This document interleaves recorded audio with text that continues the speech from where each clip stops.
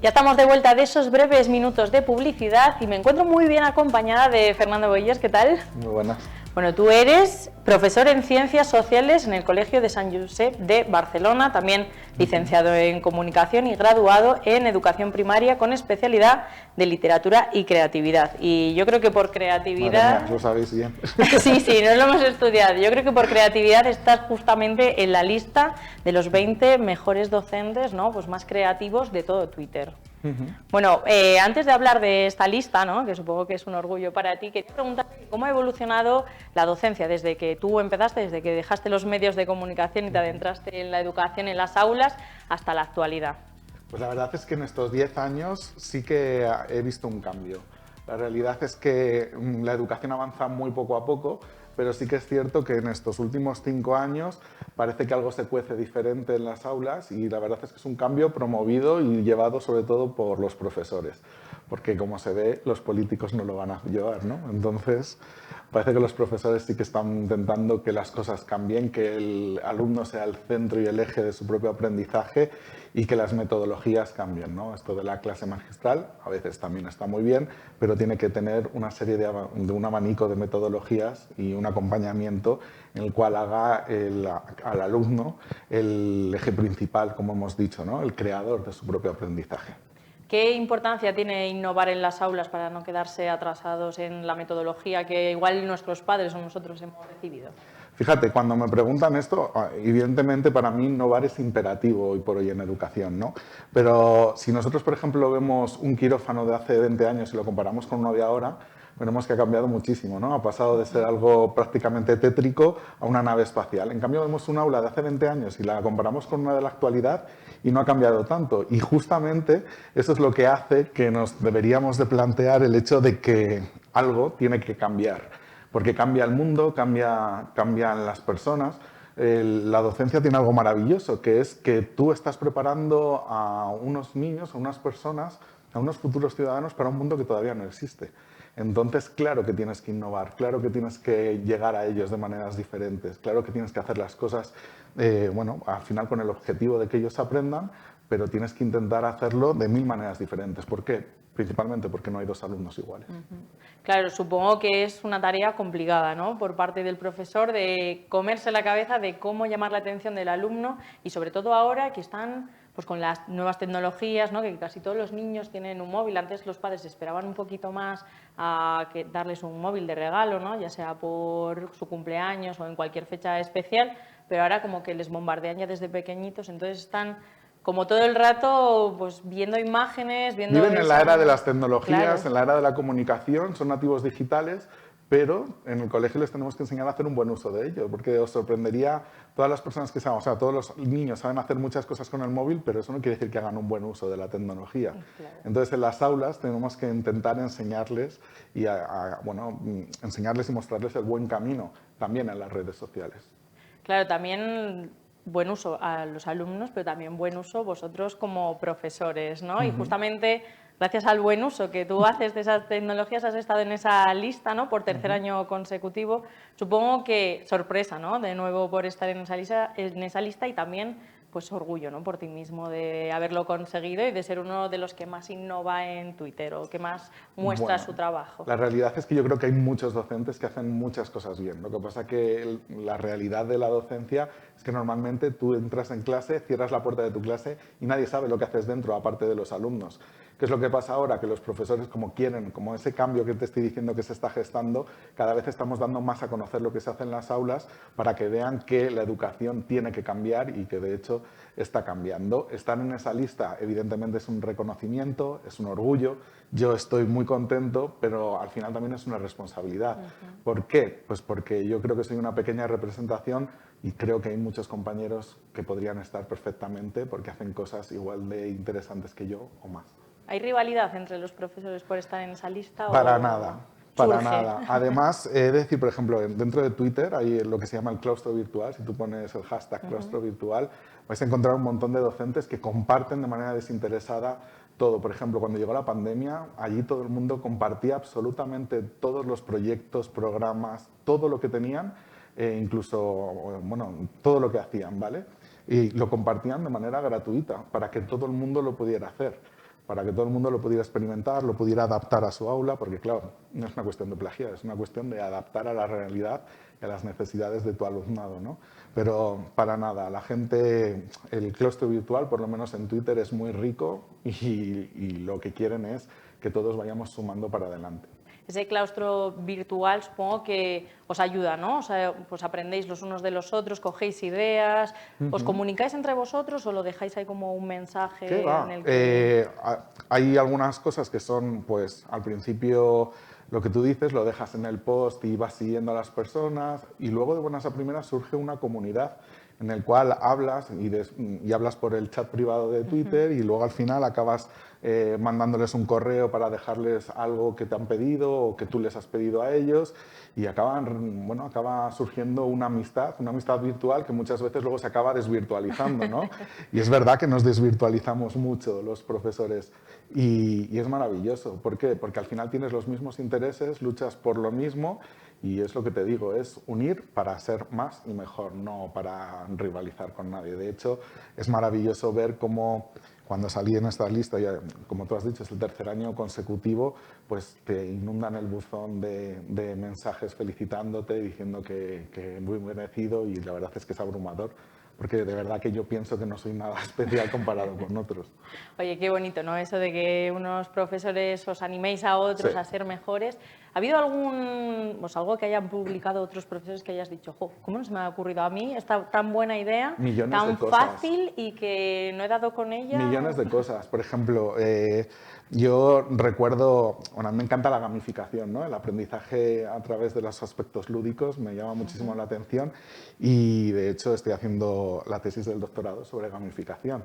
Y entrar en Twitter es aprender, es crecer, es crear. Ves a gente que utiliza desde Minecraft para explicar las catedrales romanas y góticas y dices, ¿cómo han hecho esto? Y lo quieres aprender y pides y te lo mandan perfectamente o hacen un Geniali sobre cualquier aspecto de la literatura y también lo comparten y al final son juegos interactivos que tú puedes adaptar con tu alumnado, es algo maravilloso y evidentemente que cada vez que te piden a ti algo de lo que tú has hecho, yo por lo menos siempre lo facilito de manera gratuita, evidentemente, y con ese fin de enriquecernos unos a otros mutuamente. Claro, al final te enorgullece, ¿no? Que tu trabajo lo valoren otros profesores para enseñar a los alumnos y a los futuros trabajadores de esta sociedad. Sí. Bueno, supongo que a raíz de la pandemia esta comunidad de Twitter creció, ¿no? Porque todo el mundo tuvo que ver un poco pues, cómo enseñaba, cómo motivaba a sus alumnos, cómo salir del aula y meterse en un ordenador todos los días y seguir motivando a los alumnos.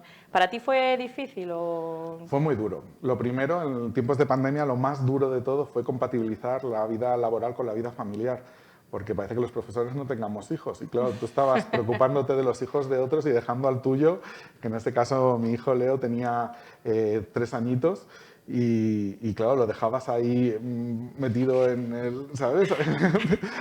En plan de le ponías la tele, le ponías ¿para qué? Para estar dando tú las videoconferencias a tus alumnos. Pero sí que es verdad que fue un momento en el cual explosionó muchas cosas. ¿Por qué? Porque se empezó a ver la realidad del claustro, lo que te estoy diciendo.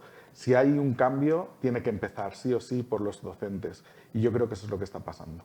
Tú hablas mucho de la gamificación, ¿no? Te gusta mucho enseñar a través de los juegos, ¿no? Pues un poco divertidos, ¿no? Sobre todo para ellos mientras aprenden, que no piensen que están aprendiendo pues lo que están aprendiendo lo importante, ¿no? Es que hay que redescubrir el espacio Claro. lúdico dentro del aula. Los seres humanos aprendemos a través del juego y lo vemos muy normal cuando son en edades tempranas, en infantil, incluso en los primeros cursos de primaria, pero luego parece que a partir de los 7 años, en plan de... Si estás jugando en clase parece que no te están tomando en serio, ¿no? Y esto es algo que en los últimos años también ha cambiado mucho. Se ha dado cuenta, la neurociencia está avalando el hecho de que los chicos cuando juegan, cuando se emocionan, hay un aprendizaje muchísimo más significativo.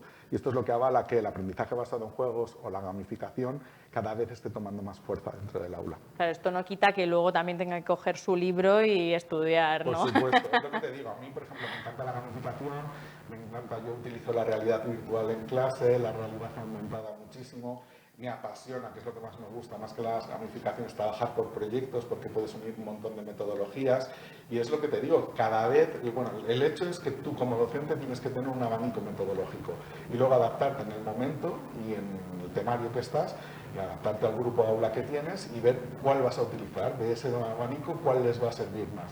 Porque a veces también que nos tenemos que dar cuenta como docentes que tenemos que hacer las cosas que les gusten a ellos. ¿Por qué digo esto? Porque en las gamificaciones, el aprendizaje basado en juego, es muy fácil, o en los proyectos, partir de los gustos personales de tuyos como docente, pero tienes que borrar eso y decir, a ver, ¿a quién tengo que enganchar?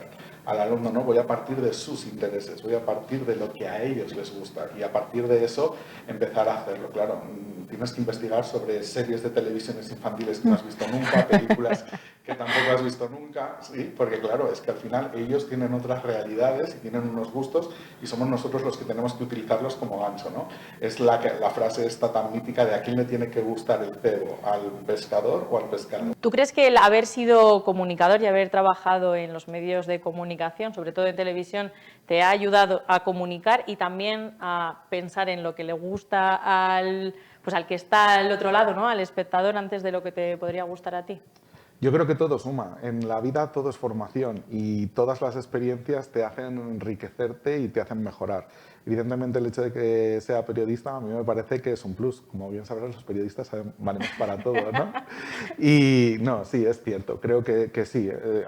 Te hace ver las cosas desde otra óptica, mirar las cosas desde otro punto de vista y sobre todo algo que sí que tenemos los periodistas es cuestionarnos muchos, ¿no? El por qué y el si sirve y el no y el ser críticos.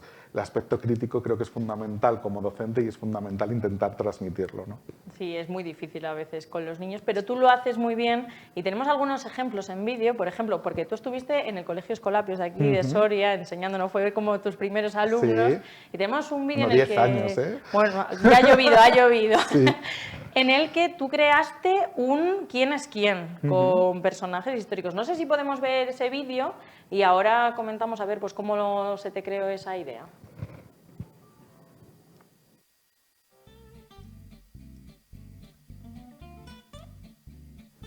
Hola, soy Irene, una alumna de cuarto de la ESO del Colegio Escolapios de Soria, y hoy os voy a presentar un juego creado por nuestro profesor Fernando Boillos. Este juego lo utilizamos para aprendernos los autores que damos en la asignatura de Lengua y Literatura a lo largo del curso. Probablemente conocerás este tablero. Se suele utilizar para jugar al quién es quién, pero nosotros hemos cambiado algunas cosas. Los protagonistas de nuestro tablero son diferentes autores de la literatura española.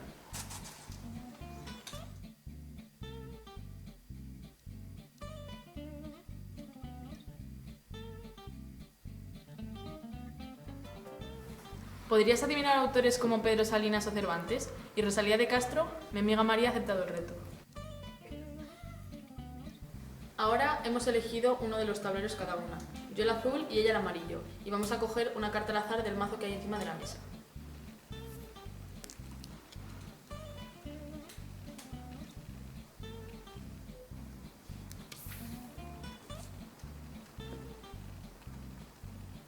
Comenzamos la partida. María, empieza. ¿Es autora? No. ¿Es autora? No. ¿Vivió en Soria? Sí.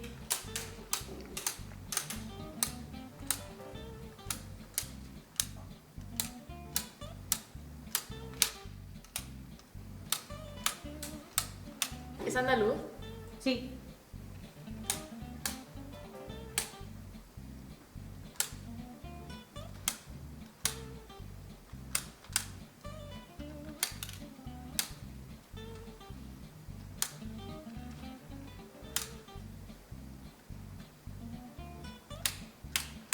¿Escribió Campos de Castilla? Sí. ¿Es de la generación del 27? No.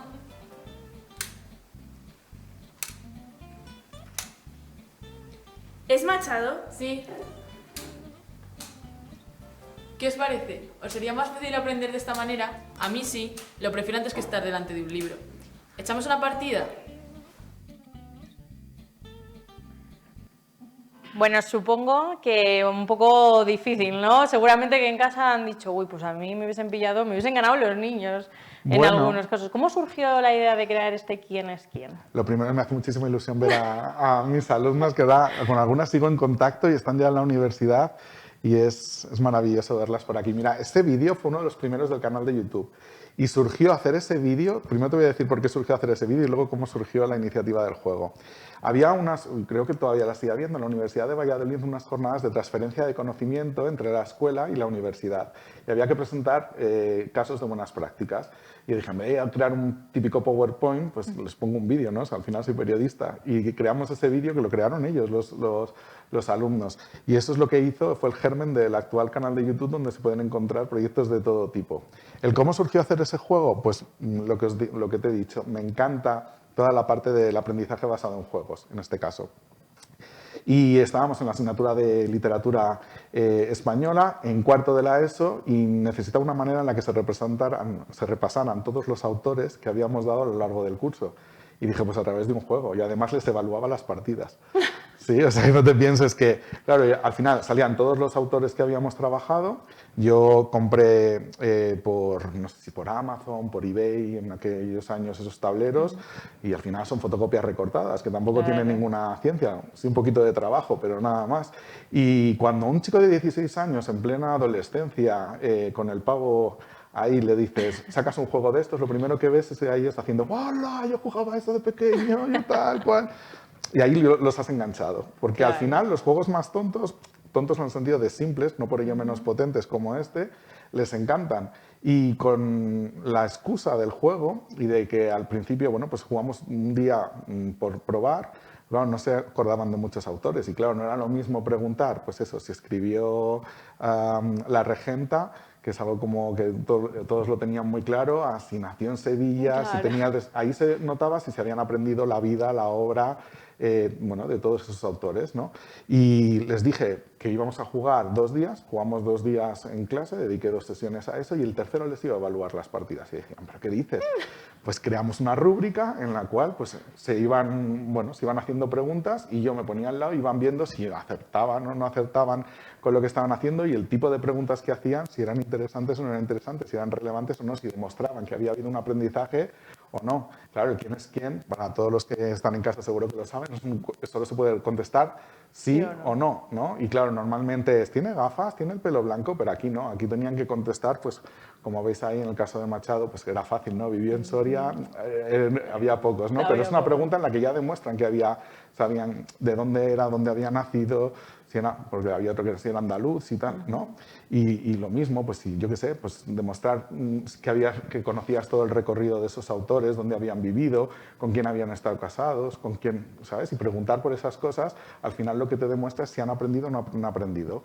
Pues con la tontería, permítemelo, se lo aprendieron todo. ¿Por qué? Porque al final es mucho más interesante aprender así, jugando, porque se aprende sin darse cuenta. Claro, justo te iba a preguntar que cuál fue el resultado. Había pique, ¿no? Supongo, entre todos, a ver quién fallaba, si bajaban el que no debían, a ver quién quedaba en primer lugar, porque supongo que ahí la competitividad también ayuda, ¿no? Las dinámicas y las mecánicas del juego siempre ayudan a esto, al hecho de que te piques, ¿no? El hecho de querer pues ser el que gana. Y el premio, evidentemente, no era una golosina, el premio era una buena nota. Claro. No les examiné, porque se lo aprendieron todo. Mira tú, pues oye, tomad los profesores sobre todo muy buena nota y los papás también en casa, porque al final es una forma de enseñar, jugar también con ellos, ¿no? Que a veces dicen, no tenemos tiempo para jugar, pues con estos juegos igual nos llevan un poquito de tiempo en casa, pero luego seguro que lo pasan genial y lo mejor, que van aprendiendo los alumnos. Tenemos otro vídeo, este ya de Más tu reciente. Sí, de tu cole actual, es del de Barcelona, en el que haces un estilo de escape room por el Día de la Mujer. O sea, este ya es orientado. No sé si también podemos verlo ahora en pantalla para que vuelvas a echar un ojo a tus alumnos. Perfecto. Habíamos sido elegidos para una gran misión. Teníamos que colaborar para poder abrir todos los candados en menos de 60 minutos. Si nos atascábamos, teníamos 2 tarjetas de ayuda para que nuestro profe nos echase una mano. En los retos había de todo. Puzzles, crucigramas, pruebas de ingenio... ¡De todo! ¡Mirad!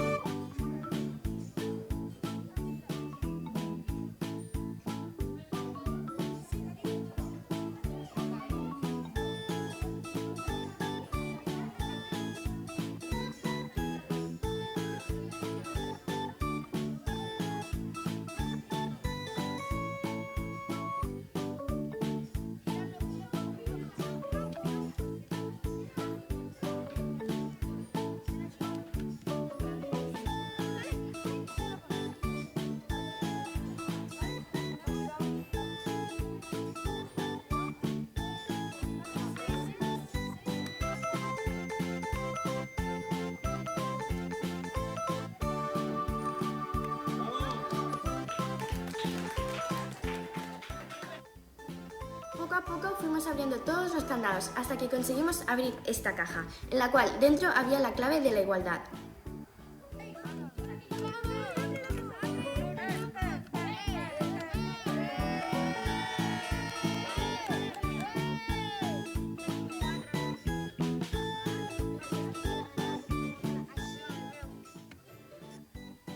Dentro había un espejo donde nos mostraba a nosotros mismos, ya que nosotros éramos la clave y el motor para conseguir la igualdad. ¿Qué os ha parecido esta actividad? A nosotros nos encantó y aprendimos mucho más de las mujeres de la historia y de la lucha feminista.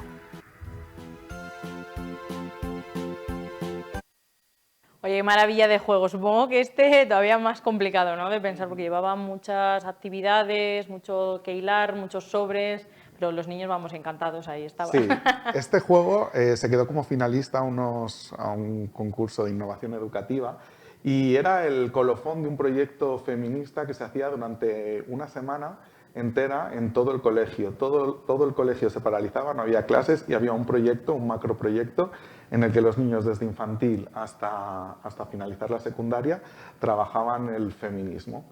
Y esta era pues como la actividad final para ver qué es todo lo que habían aprendido sobre lo que dicen ellos, sobre las mujeres de la historia, sobre sus vidas, su obra, el saber por qué es importante el feminismo y sobre todo descubrir la clave, ¿no?, de la igualdad, que la clave estaba en ellos mismos. Fue un escape room, con el boom de los escape room también se han llevado al aula. En este caso no es un escape boom, es un escape box, que es a través de cajas, ¿no?, es un breakout edu, y en ellas pues tenían que pasar diferentes retos para conseguir abrir entre toda la clase esa gran caja que veías. Tenían cada grupo una serie de retos que resolver de manera individual, como veis había cosas de ingenio, había cosas matemáticas, había cuestiones de la vida, de teoría de la vida de mujeres de la historia, saber, por ejemplo, cuántos Nobel tuvo Marie Curie, en qué años, etcétera, y esos eran preguntas que tenían que saber. Y para mí los escape room educativos son la actividad gamificada 360. ¿Y por qué digo esto? Porque al final, sobre todo, tienen que colaborar entre ellos y no solo competir para abrirlo, porque tienen que sumar, ¿no?, y darse cuenta que lo que no llega a uno, llega al otro. Y al final eso es lo que es realmente interesante. Hoy por hoy las grandes empresas como Google o bueno, como tantas, lo que buscan realmente son las soft skills, ¿no?, esas habilidades blandas. Las duras serían aquellas que nos consiguen el trabajo, o sea, las que nos dan opción a conseguir ese trabajo, perdón, y las soft skills, que son la comunicación, habilidades directivas, habilidades ejecutivas, habilidades de comunicación o de hablar en público, oratoria o de otras muchas, ¿no? Esas son las que nos dan el trabajo y esas son las que nosotros tenemos que ayudar a que en nuestras clases los niños también trabajen, no solo contenidos, sino competencias. Claro, y al final es casi lo más difícil, ¿no?, porque una teoría casi todo el mundo se lo puede aprender de una forma o de otra, pero las habilidades blandas hay que potenciarlas, ¿no? Claro, Porque es que antes me has dicho, ha cambiado la educación. Yo no sé si ha cambiado mucho, pero sí que es cierto que venimos de una educación bulímica. Y entiéndeme lo que estoy diciendo. Tú aprendes, tragas, lo vomitas en un examen. Total, y no te acuerdas en un año de nada. Y en esto no se hace eso, no se potencia tanto la adquisición del contenido que puedes buscar en 2 minutos en Internet, sino el hecho de saber ser competente para adquirir esas competencias, ¿no?, esas que sí que van a ser claves en tu día a día. Y por eso, por ejemplo, también este canal de YouTube, en el cual lo que intento es que ellos sean hacer un buen uso de una red social como YouTube, que están obsesionados con YouTube y los youtubers, ¿no?, que practiquen habilidades y destrezas comunicativas y que cuando vayan, cuando trabajen cara al público sepan hablar al público, cuando hagan un examen, una oposición, no se bloqueen porque estén acostumbrados a hacer exposiciones orales, etcétera, y eso es lo que se consigue. Pues oye, es maravilloso y sigue así porque nos encantan estos juegos y seguramente que muchos papás dirán, mira lo que aprende mi hijo y no está ahí aburrido delante del libro, que muchos se quedan así como, no sé ni qué me estás contando, aquí por lo menos están pues desarrollando más habilidades que no solo el conocimiento. Pues muchísimas gracias por venir a nuestro plató y esperemos que el próximo año sea reelegido en esa lista de los mejores, de los 20 mejores. Perfecto, muchísimas gracias.